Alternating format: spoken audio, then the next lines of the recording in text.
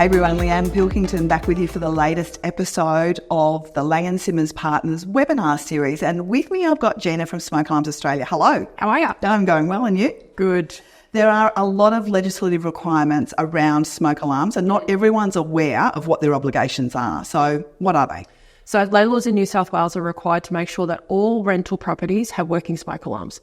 So it's not a want. It's not a you should have. It's a must have. Right. So smoke alarms are required to be in all buildings that are rented. They're supposed to be in the right locations. They're supposed to have the right quantity, sometimes the right type. It just depends on the building. But every landlord is responsible for making sure those smoke alarms are functioning in their rental property.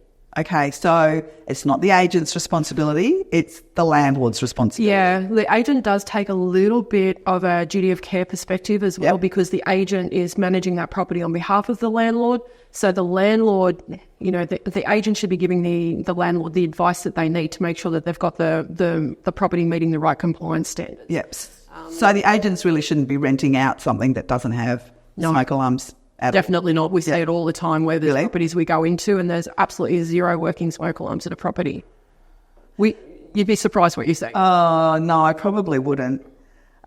So you just mentioned a whole lot of obligations. It's not just that they work. It's like there's specific types required. Yeah, they've got to be in the right location. And so talk to me about the right location. So there's a thing in the world of smoke alarms, right? Dead air space. Dead air space, okay. Dead air space, yeah. You're going to put it on a T-shirt and I've got dead air space. And what it is when the alarms are put in the wrong position on the roof or on the wall, and the smoke, when there's a fire, the smoke actually doesn't roll up into the smoke alarm, so it doesn't trigger. Right. So it's like a void, a space of void. So when we go into a property, we have to make sure that the smoke alarms are in a place where the smoke is actually going to trigger the smoke alarm. So the Building Code of Australia says that they've got to be like 300 millimetres from the bit on the ceiling. The edge? Yeah. You know, that bit. Okay. Nobody else can see that bit, but it's that where the roof meets the ceiling. Okay. So you've got to have them 300 mils from there at least. Yeah. And what we see quite often is that those smoke alarms are actually too close to the wall. Yeah. And they're even on the wall in some instances. So when the smoke, if there's a fire, the smoke will come up, but it'll go up to the half of least resistance to the top of the roof. Yep. And therefore the alarms on those won't trigger. It just won't trigger. Doesn't matter what type of alarm you've got, it just won't trigger. Right. Or if it does trigger, it triggers, it's like a very delayed thing because it takes a longer time for the smoke to get into that spot. Yep. So therefore it doesn't go off as quick as what it should. And to ensure that they're working, how do you do that? Look, there's a comprehensive testing process that they need to undergo. Yeah. So some people think that just pushing the button on the smoke alarm is the way to go. When we test with artificial smoke. We believe that actually testing that the chamber actually works is an important part of the testing process. Testing pressing the buttons, really just making sure there's some power running to it. You've got to make sure the batteries are not flat, that it's clean, it's free of bugs and dust and all those sorts of things. So everyone thinks, it's just such a simple little thing and I'll do it, but most people actually forget that they've got them on the ceiling. Yeah. Even in your own home, I bet you. Where was the last time you had your smoke alarms checked in your house?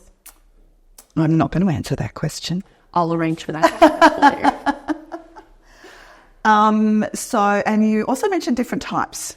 Yeah, so there's a few different types. There's radio frequency. So sometimes in different buildings have them linked through a radio frequency. Some are hardwired, some are battery. Then there's photoelectric and ionisation. So that just depends on what the requirement is, because there is also a requirement at council level as well around what some buildings need to have to meet their fire safety standards.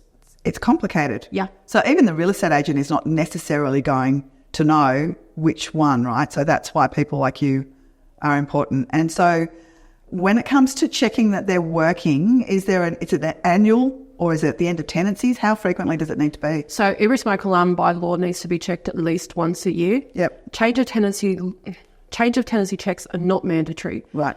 There is a requirement on your incoming condition report that you have the smoke alarm data on that. And that smoke alarm needs to have been checked within the last 12 months. Okay.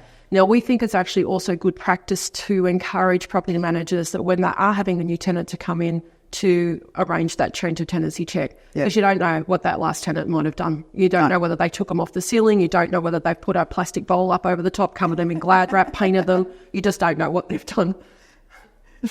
Don't tell me people cover them in Glad wrap. Of course they do. Really? Yeah. Why? Yep. It stops them going off. Stop them going, oh, yeah, good. No point having a smoke alarm if it's going to keep going off, right? What would be the point of that? The best one we've seen is where somebody actually screwed a plastic bowl into the roof of the smoke alarm. Oh, people, honestly. So they don't work if you can't. No, they're not. Clearly, yeah, absolutely. So we always say that it's always good practice to have a smoke alarm check done at that change of tenancy. Yeah, that makes sense. It's not mandatory. The smoke alarms are classed as an emergency item within a property. So if the tenant does go in there and there is a problem, the tenant can organise for the repairs of those smoke alarms outside of whatever the landlord's got organised. The landlord can get a bill. It then can become quite messy. So it's always good practice just to make sure that we check them as regularly as we can. Yeah, absolutely. And in strata buildings, obviously there's some internal in the apartments, some common areas. So how can you work out what responsibility is strata and what's yours? Okay. So most buildings have a fire safety requirement per the council fire order. So there's an envelope that sits over the building, call it that. And that fire order determines things like sprinkler systems, smoke alarms in common areas, fire extinguishers, those sorts of fiery type things. Yep. Smoke alarms in individual units should be tested as part of the strata check, but what we find is that a lot of them are not checked on a regular basis. And there's a whole big complexity around strata and non-strata, like strata checks and non-strata checks. Right. So the landlord gets really confused around what they need and what they don't need. They go, oh, well, my fire safety service has done this check. What do I need this for? The Tenancy Act says that you as a landlord must check those smoke alarms in that rented property every 12 months. Okay. You have a duty of care to make sure that the tenant is safe. And when you're doing those change of tenancy jobs, it's really important that even though it's not required, that you actually do those checks. Yeah. So Strata comes along once a year. They have a fee that they charge for everything across the whole building. And then if you need them to come back because you've got a beeping alarm or something along those lines, you'll find that you have to pay another call-out fee. You'll find that you'll have to pay for the alarms on top of all that. So it can become quite expensive for the landlord to do that. And then because some fire companies don't actually check the properties inside the unit, so it's what we call getting behind the door. Yeah. So sometimes they can't get behind the door. Yeah. And that means that then that property, you don't know whether that property's actually got working smoke alarms or not. Yeah, right. It's not a simple. Yeah, so don't assume that Strata's going to take care of it. And so your business typically has an annual subscription. Is that the way that you do it? Yep. So we charge once a year, same time every year for the service. Yeah. We can go as many times as you need within that year. So okay. We see that most properties in New South Wales need to be attended at least 1.3 times a year. Yeah, right. That sounds a bit funny because we don't, Sure, I get it. Sounds a bit weird. So when you have everything all inclusive and we replace batteries every time we go, we have, if the alarm doesn't pass the test, we replace it out at no charge. So there's no extra cost. It's just an annual subscription. Yeah. And what about for people, owner-occupiers? They should have smoke alarms as well? Yeah, they should. Yeah. But they don't. Yeah. A lot of people don't. A lot of people don't. True. But you could have it, so it's not just investors, you can have someone. Yeah. Look, we find that when we go to a property in New South Wales, about 50% of the properties we go to have got smoke alarms that fail the test. So they're either missing or damaged. 50%? Yep. Missing, damaged, non-functional. Yeah. And so if you think about that, if you're in a block of 10 units, you've got 5 units out of those 10 that are potentially not going to have a reaction if there's a fire. So I don't want to be the person living underneath that one. The guy that hasn't had the smoke alarm checked. No, absolutely. It's you go to you see lots of people's houses and stuff like that, and the number of times I walk into a house and even for owner occupiers, there's just no smoke alarms on the ceiling, right? Just don't. Yeah, I can't believe 50% fail the test.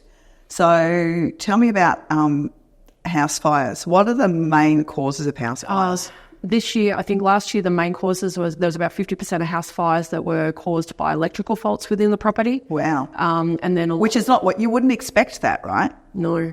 But there's these problems with the charging of these lithium batteries and all that sort of stuff. That makes me really nervous. I don't know why the government isn't dealing with that more effectively.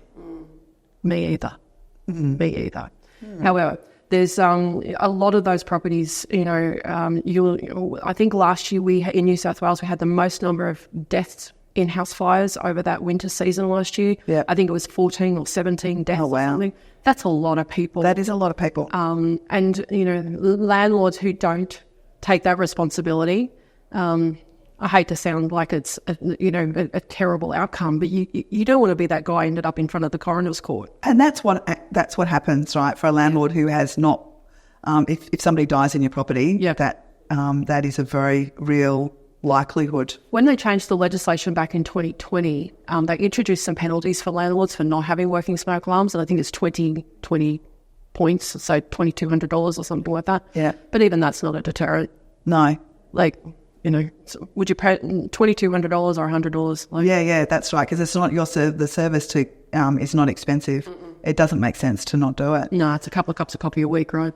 Yeah, exactly.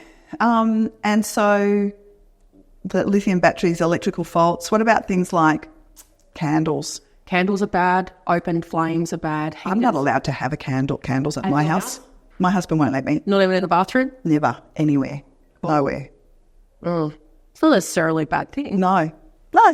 You get those diffusers things. Yeah, that's exactly what we do. Yeah, exactly. I just like those, little sticks. So you can set the place up on that. Don't put those ideas in my head. So open flames, you do see? Yeah, absolutely. So open flames, electrical faults, heaters, having things too close to heaters, like clothing and all that, and we're coming into that winter season now, so it's a really good time to make sure that you get those smoke alarms checked. And so with the fires that you saw last year, was it 50% of the houses didn't have working smoke alarms? I'm not sure of the stats on that, but there was a unit fire in Parramatta, and there was 6 units. People died in that fire, and fire rescue said that property had no working smoke alarms, not even in the common areas. Oh, that's appalling. It's dreadful. You must see it all the time. It's sad to think that, look, the smoke alarm's not going to drag you out from the fire. No. It's not.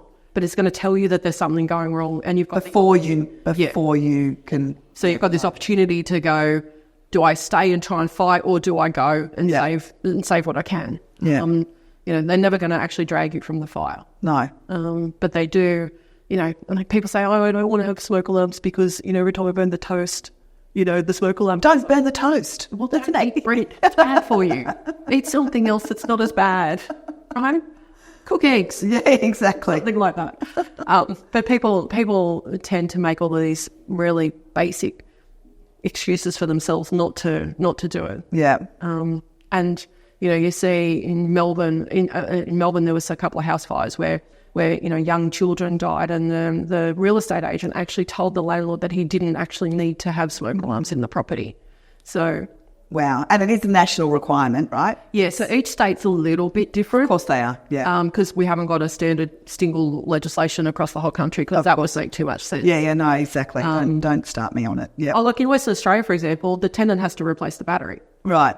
But in New South Wales, the landlord has to. The landlord has to, yeah, okay. Right, so there's just there's a lot of confusion around it across the whole of the country. Yeah.